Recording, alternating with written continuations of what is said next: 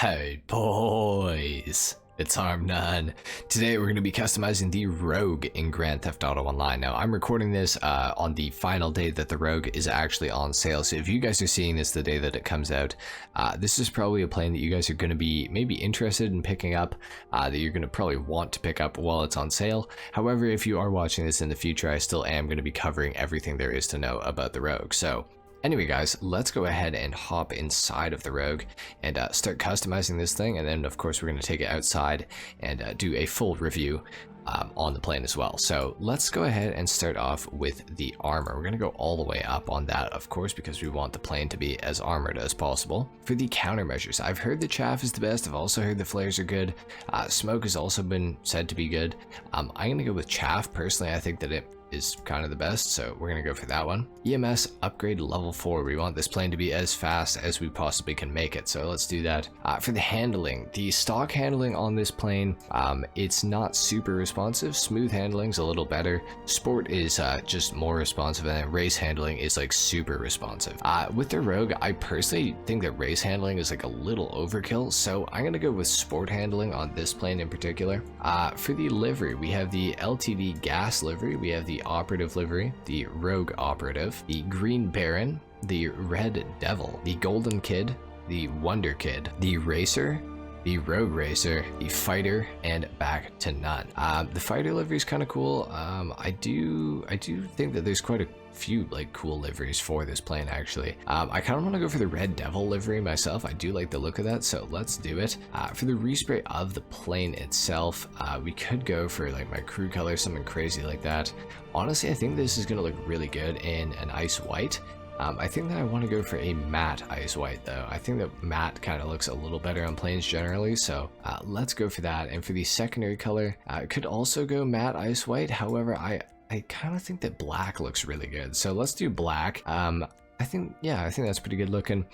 This plane will sell for 548 grand, so if you guys are gonna sell it, then that's what it sells for. Now the cool thing about the Rogue is it is a two-seater, so you can have your the main pilot, which is probably gonna be you, and then a co-pilot as well. But another cool feature about this plane is it also has bombs, and now I've heard that the best bombs are explosives. So that's what I'm going to go for. Clusters are kind of useless, gas is like super useless, and incendiary is also like pretty useless. So we'll go for explosive.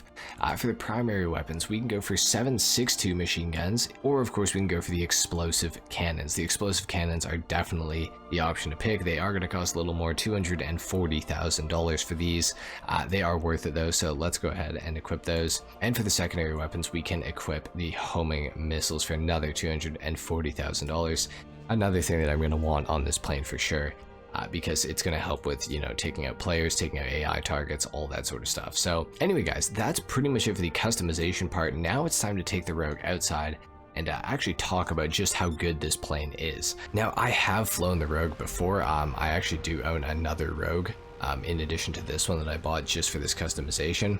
So I am, you know, relatively familiar with this plane. I do know, you know, kind of how it performs, kind of how it handles, how it operates, everything like that. I can honestly tell you guys right now that it is a very, very good plane. Definitely one that I am going to recommend that you pick up for sure. Like I said, it's got a lot of really good features, and it being a two-seater is also like a hugely beneficial feature to this plane, I would say. In addition to that, obviously the explosive cannons are a pretty big help, because for taking out other planes and even ground targets and stuff like that, the explosive cannons are a lot more effective than you know, machine guns per se.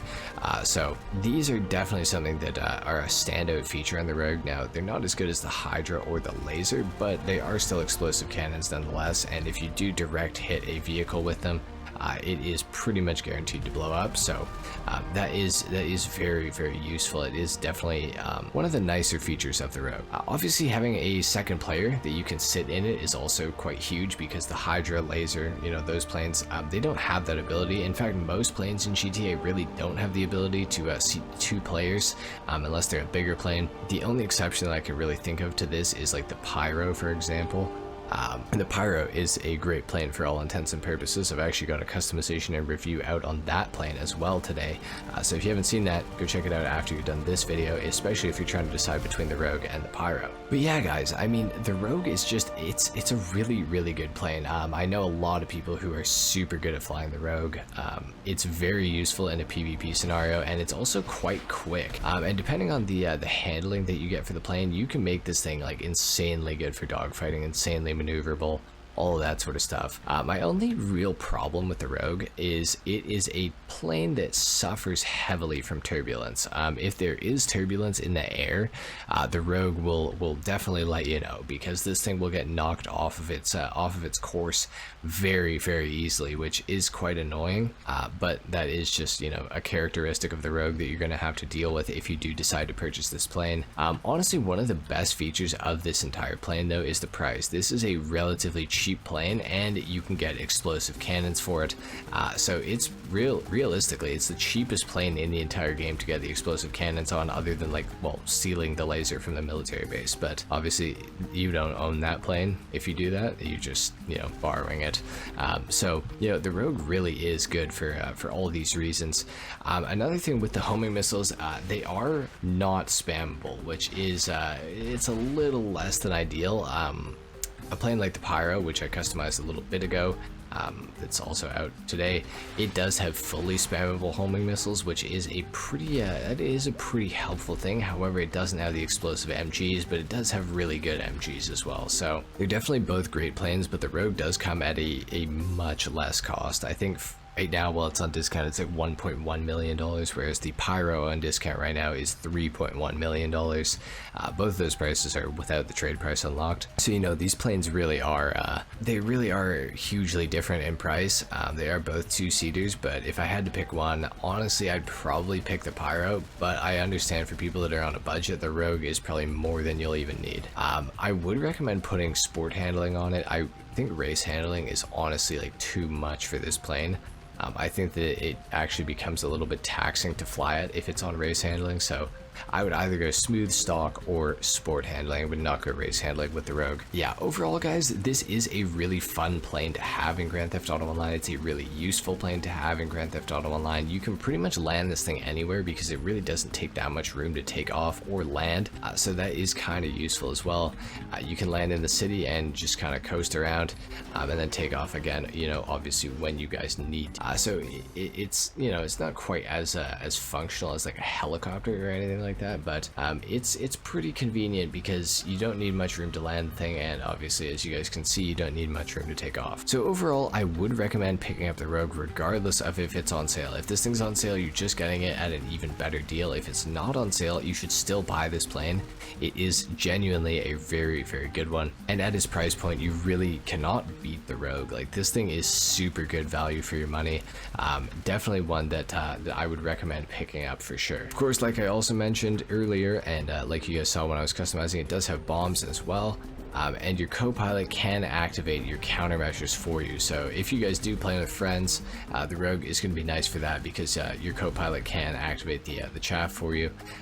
Obviously, you can drop them in, you know, wherever you need to with this thing as well. So really, it just is a superb plane in Grand Theft Auto Online. Definitely one that I recommend. I would say this probably is even my favorite propeller plane in Grand Theft Auto Online. I think this thing is insanely fast for just having a propeller, and it's just generally very, very good. So anyway, guys, I would 100% recommend picking up the Rogue regardless of if it's on sale. This is a great plane. You will not be disappointed. That's pretty much it for the video, guys. If you enjoyed this, if you learned something, a like is of course appreciated. If not, dislike. Subscribe to my channel if you guys are new, and I will see you all in the next video.